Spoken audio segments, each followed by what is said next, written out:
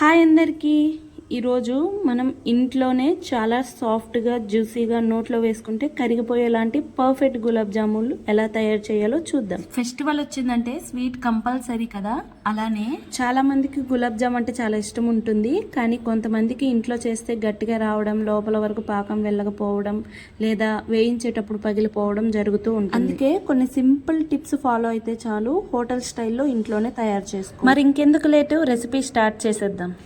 ఒక clean bowl తీసుకోండి. నేను ఇక్కడ వీడియోలో చూపిస్తున్నాను కదా గ్లాసు, ఆ గ్లాస్తో ఒక గ్లాస్ వరకు గులాబ్ జామ్ పిండిని తీసుకోవాలి. ఉండలు అనేవి ఏమీ లేకుండా స్మూత్గా వేళ్లతో ఒకసారి పిండిని కలుపుకోండి. తర్వాత కొంచెం కొంచెంగా పాలు యాడ్ చేయడం స్టార్ట్ చేయండి. గుర్తుపెట్టుకోండి, పాలు ఒకేసారి వేయకండి. పాలు ఒకేసారి వేయడం వల్ల పిండి అనేది స్టిక్కీగా అయ్యే అవకాశం ఉంటుంది. అందుకే కొంచెం కొంచెంగా పాలు వేసుకుంటూ పిండిని కలుపుకోవాలి. కొంచెం పాలు వేసి మెల్లగా కలుపుకోండి. మళ్ళీ అవసరం అనిపిస్తే ఇంకొంచెం పాలు యాడ్ చేయండి. పిండిని ఎక్కువ నొక్కుతూ కలుపుకోకుండా చాలా సాఫ్ట్గా మెల్లగా కలుపుకోవాలి. ఇలా చేయడం వల్ల గులాబ్ జాములు అనేవి సాఫ్ట్గా వస్తాయి. పిండి మరింత గట్టిగా ఉంటే గులాబ్ జాములు అనేవి హార్డ్గా వస్తాయి. మరీ లూజ్గా ఉంటే షేప్ సరిగా. పిండి అనేది చపాతీ పిండిలాగా గట్టిగా కాకుండా చాలా మెత్తగా ఉండాలి. చేతుల్లో తీసుకుంటే ఈజీగా కలిసేలాగా ఉండాలి. పిండి ఇంకా డ్రైగా అనిపిస్తే 1 టేబుల్ స్పూన్ పాలు యాడ్ చేయండి. కొంచెం కొంచెంగా పాలు వేస్తూ సాఫ్ట్గా టచ్ ఇస్తూ కలుపుకోవాలి. పిండి అనేది మెత్తగా కలిపిన తర్వాత దాన్ని చేతులతో మెల్లగా 1 నిమిషం పాటు ప్రెస్ చేస్తూ సాఫ్ట్ ముద్దలా తయారు చేసుకోవాలి. గుర్తుపెట్టుకోండి, పిండి ముద్ద మీద క్రాక్స్ లేకుండా స్మూత్ గా ఉండాలి. ఇక్కడ చూసారు కదా పిండి అనేది ఎలా ఉందో, చపాతీ ముద్దలా కాకుండా ఇలా లూజ్ గా సాఫ్ట్ గా కలుపుకోవాలి. పిండి అనేది రెడీ అయిన తర్వాత ఒక మూత పెట్టండి లేదా క్లాత్ తో కవర్ చేయండి. దానిని 5 నుంచి 10 నిమిషాలు రెస్ట్ ఇవ్వండి. ఈ రెస్ట్ టైం వల్ల మాయిశ్చర్ ని బాగా అబ్జర్వ్ చేసుకొని గులాబ్ జాములు అనేవి ఇంకా సాఫ్ట్ గా వస్తాయి. ఇఫ్ ఇన్ కేస్ పిండి మీద మీరేమీ కవర్ చేయకపోతే పిండి అనేది డ్రై అయిపోతుంది అండ్ గులాబ్ జామున్స్ అనేవి క్రాక్ ఇస్తుంది. అలానే ఆయిల్లో వేసేటప్పుడు విరిగిపోవడం లాంటివి జరుగుతూ ఉంటాయి. అందుకే పిండి మీద మూత కానీ లేదంటే ఏదైనా తడిగుడ్డ కానీ వేసి కవర్ చేసుకోవాలి. పిండిని అలా రెస్ట్ లో ఉంచేసేయండి.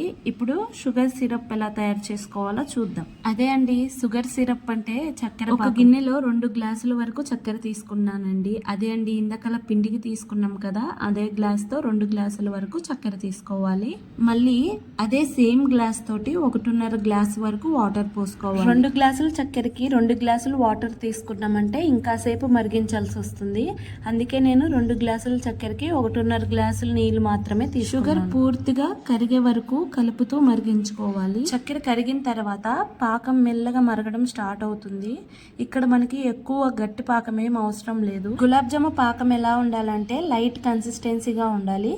కాబట్టి పాకం అనేది మనం ఎక్కువసేపు మరిగించకూడదు. పాకంలో మంచి ఫ్లేవర్ కోసం యాలకుల పొడి యాడ్ చేయండి. యాలకుల పొడి వల్ల గులాబ్ జామ్కి చాలా మంచి అరోమా వస్తుంది. మీకు ఇంకా స్పెషల్ టేస్ట్ కావాలనుకుంటే కొంచెం రోజ్ వాటర్ కానీ కుంకుమ పువ్వు కానీ యాడ్ చేసుకోవచ్చు. అవి లేకపోయినా కూడా పర్వాలేదు, యాలకుల ఫ్లేవర్తో కూడా చాలా బాగుంటుంది. యాలకుల పొడి వేసిన తర్వాత ఒక 2 నిమిషాల పాటు మెల్లగా బాయిల్ చేయండి. పాకం కన్సిస్టెన్సీ చెక్ చేయడానికి స్పూన్తో కొంచెం తీసుకొని చూడండి. నేను ఇక్కడ చెక్ చేస్తున్నాను కదా, అలా చెక్ చేసుకోండి. మనకి తీగ పాకం రావాల్సిన అవసరం లేదు.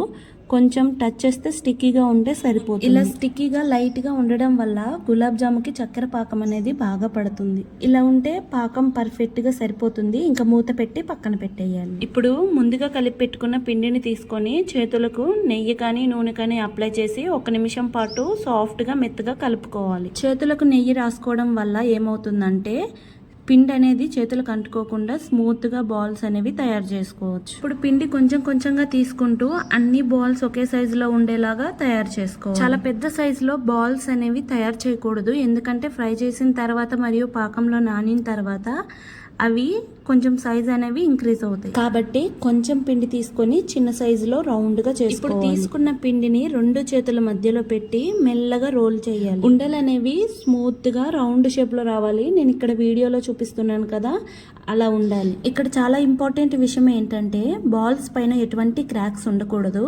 క్రాక్స్ ఉంటే ఫ్రై చేసినప్పుడు జామ్స్ అనేవి పగిలిపోవచ్చు, లేదంటే పాకం లోపలికి సరిగ్గా వెళ్ళకపోవచ్చు.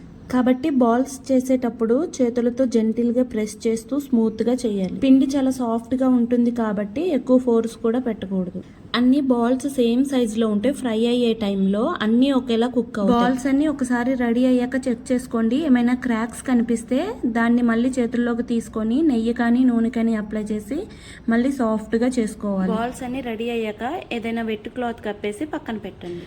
ఇప్పుడు ఒక కడాయిలో ఆయిల్ వేసి హీట్ చేయాలి. గులాబ్ జాములో చాలా ఇంపార్టెంట్ స్టెప్ ఫ్రై చేయడమే.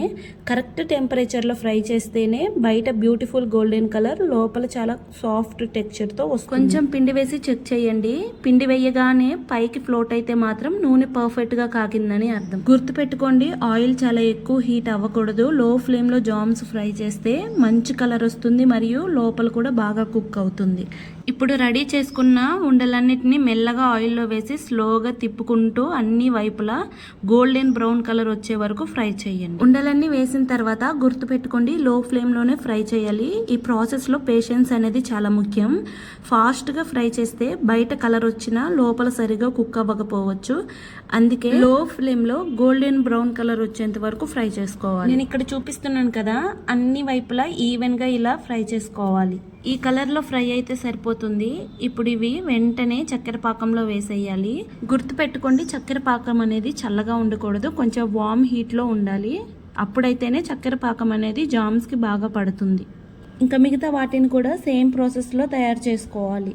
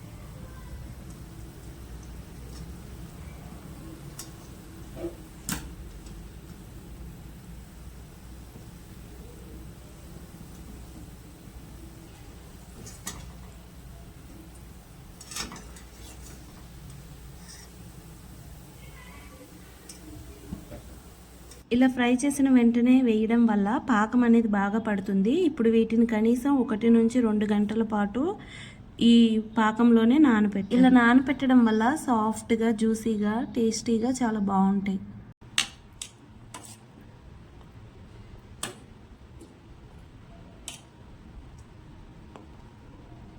అంతే, నోట్లో వేసుకుంటే కరిగిపోయేలాంటి soft and delicious gulab jamun ready అయిపోతుంది. ఈ రెసిపీని మీరు కూడా ట్రై చేసి మీ ఎక్స్పీరియన్స్ని కామెంట్స్లో షేర్ చేయండి. వీడియో నచ్చితే లైక్ చేయండి, షేర్ చేయండి. ఇంకా ఇలాంటి టేస్టీ రెసిపీస్ కోసం ఫాలో అవ్వండి. Thank you.